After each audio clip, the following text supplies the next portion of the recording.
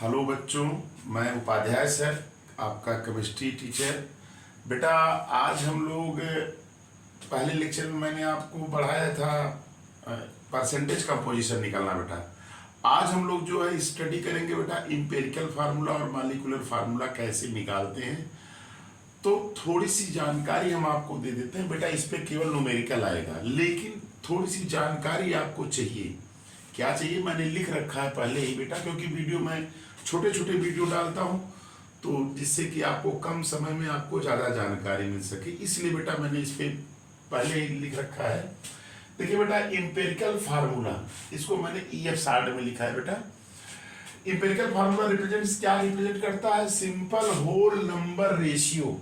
किसको रिप्रेजेंट करता है बेटा? EF। देखिए ना, EF represent the simple whole number ratio of all atoms present in one molecule of compound. एक मॉलिक्यूल ऑफ कंपाउंड में जो है ये किसको बताता है? सिंपल होल नंबर रेशियो को of all atom present in one molecule of a compound, इसको ये बताता है।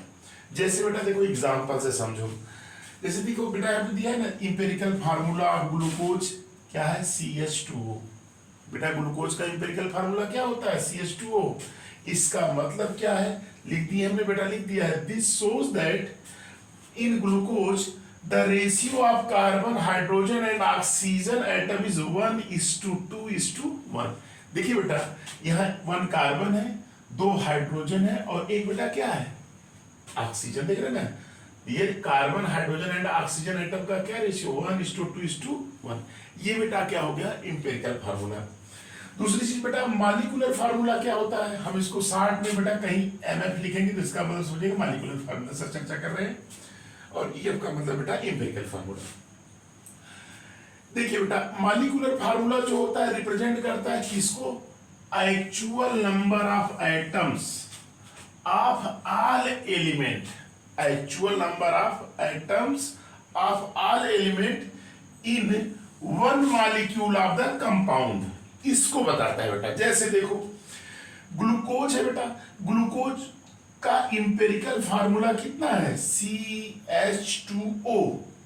देखिए बेटा यहाँ पे लिखे ना यहाँ CH2O, लेकिन इसका जो मॉलिक्यूलर फार्मूला बेटा होगा C6H12O6। क्लियर? तो ये बेटा थोड़ा सा इंट्रोडक्शन था कि इंपेरिकल फार्मूला और मॉलिक्यूलर फार्मूला कहते किसे हैं। अब बेटा देखिए, जो एग्जाम में पूछा जाएगा, आपके नीट में भी क्वेश्चंस आते हैं, आपके IIT के एग्जाम्स में भी क्वेश्चंस आते हैं, और बेटा आपके एकेडमिक में भी क्वेश्चंस इस पे आते हैं, और केवल बेटा न्यूमेरिकल्स आता है। तो मैं इसका न्यूमेरिकल लगाने का कॉन्सेप्ट बता दे रहा हूं और एक न्यूमेरिकल्स आपको सॉल्व कराता हूं। इसी तरह से फिर आपको और भी प्रॉब्लम शीट के माध्यम से मैं प्रॉब्लम प्रोवाइड कराऊंगा और आप उसको सॉल्व करिएगा। ठीक है बेटा? देखिए देखिए बेटा, ये तो नोट कर लिए बेटा। अब देखिए,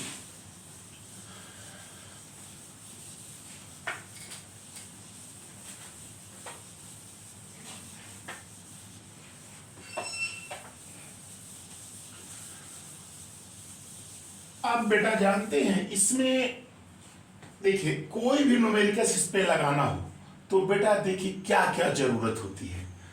पहले नंबर पर बेटा ये टेबल याद रखिएगा। क्या याद रखिएगा? टेबल। अब टेबल बेटा कैसे बनाते हैं? देखो देखिए, टेबल यही बनेगा, हर न्यूमेरिकल में बेटा यही टेबल बनेगा। देखिए पहले आप सीरियल नंबर दे दीजिए। क्या है? Serial number.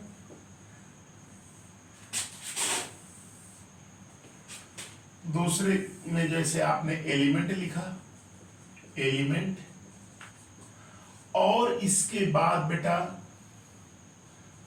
Percentage composition, percentage लिखेंगे। फिर एटॉमिक मास लिखेंगे बेटा। क्या लिखेंगे? एटॉमिक मास लिखेंगे। फिर बेटा पहले सीरियल नंबर, एलिमेंट, इसकी जरूरत नहीं है बेटा, वैसे सीधे आप डायरेक्ट लिख सकते हैं element, percentage composition, atomic mass, और इसके बाद बेटा percentage composition, percentage upon atomic mass, ये निकालते हैं बेटा। और फिर बेटा जो है लास्ट में जो है ये आता है सिंपल रेशियो, सिंपल रेशियो। बेटा ये टेबल हर न्यूमेरिकल्स में बेटा आपके बनेगा, तभी क्वेश्चन सॉल्व होगा। देखिए ये टेबल इसको जरूरत नहीं है, आप अगर वैसे भी लिख सकते हैं, अगर नहीं लिखेंगे तो भी चलेगा। सीरियल नंबर, एलिमेंट आपको याद क्या करना है, एलिमेंट्स पहले टेबल में इसमें रखेंगे, दूसरे में परसेंटेज, फिर atomic mass, percentage upon atomic mass और सिंपल रेशियो। ये बेटा है आपका। अब देखिए जैसे मैं एलिमेंट मान लीजिए एक ए है और एक एलिमेंट बेटा क्या है, बी है, और यहां बेटा सिंपल रेशियो क्या आ गया, एक्स और वाई आ गया। क्या आ गया बेटा, एक्स और वाई। तो इसका इंपेरिकल फार्मूला बेटा क्या होगा, ए एक्स और बी वाई। ये बेटा इसका इंपेरिकल फार्मूला हो जाएगा। एक तो ये टेबल की जरूरत है बेटा। दूसरे नंबर पर आपको क्या चाहिए, दूसरे नंबर पर 2-3 फार्मूले लर्न रहने चाहिए। जैसे molecular mass is equal to 2 into vapour density.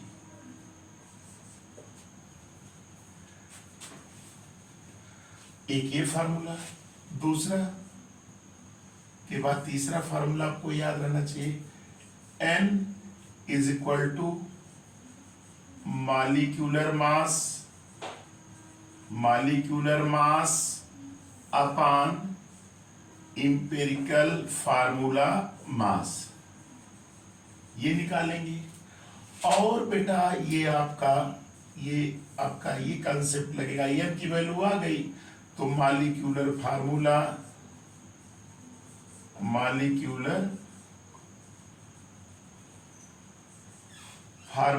Is equal to क्या होगा बेटा, इंपेरिकल फार्मूला होल n। ये बेटा टेबल आपको बनाना है। हर न्यूमेरिकल में बेटा ये टेबल बनेगा और ये फार्मूले, आपका सारा न्यूमेरिकल इसी से सॉल्व हो जाएगा। अब देखिए बेटा मैं एक एग्जांपल्स के माध्यम से आपको समझा रहा हूं इसका कैसे, मैं ऐसा एग्जांपल ले रहा हूं सब आ जाएगा, सारे फार्मूले और सब कैसे। देखो बेटा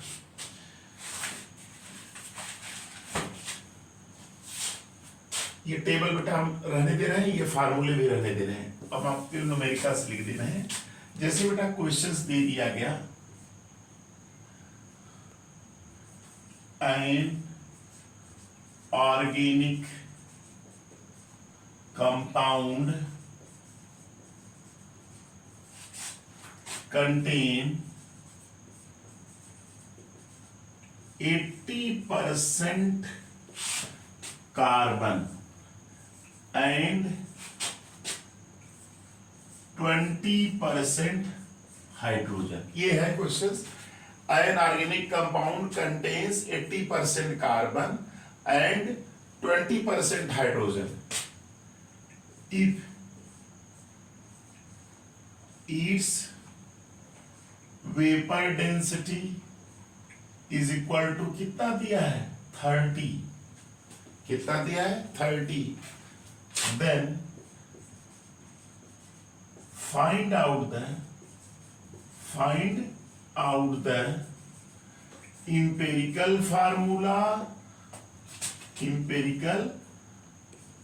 formula and molecular formula of compound।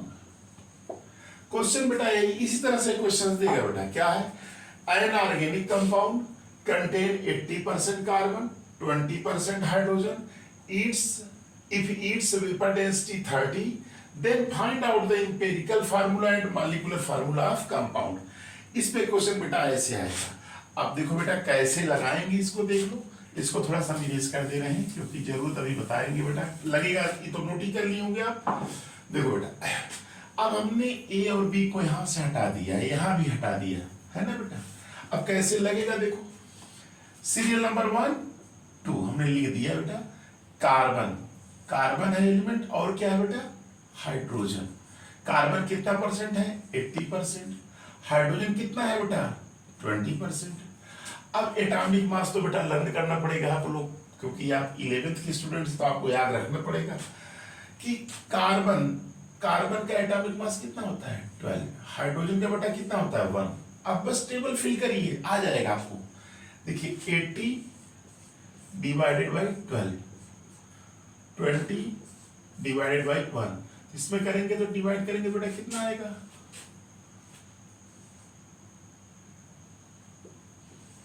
Divide कर दीजिएगा 12 6.66 करके आएगा ये, और ये कितना आएगा बेटा 20 आएगा। अब बेटा देखिए यहाँ समझने वाली बात है, ये आ गया सिंपल रेशियो। कैसे निकालेंगे सिंपल रेशियो बेटा, ध्यान से सुनिएगा। सिंपल रेशियो कैसे निकालेंगे, ये दो वैल्यू दिख रही है ना, इसमें बेटा सिंपल रेशियो निकालने का ये है कि जो वैल्यू सबसे कम रहेगी उसी से सब में डिवाइड करेंगे, आपका सिंपल रेशियो आ जाएगा। देखो बेटा कैसे, 6.66 है और 20 है, तो ये तो सबसे कम है बेटा, इसी से डिवाइड कर दीजिए। क्या है 6.66 divided by 6.66 is equal to 1 आ गया, और ये 20 डिवाइडेड बाय 6.66, ये बेटा लगभग क्या आएगा 3 के अबाउट, मतलब 3 रहेगा, 2 पॉइंट समथिंग है ना, 3 के अबाउट रहेगा, ये हो गया। अब बेटा देखिए 1 और 3 आ गया।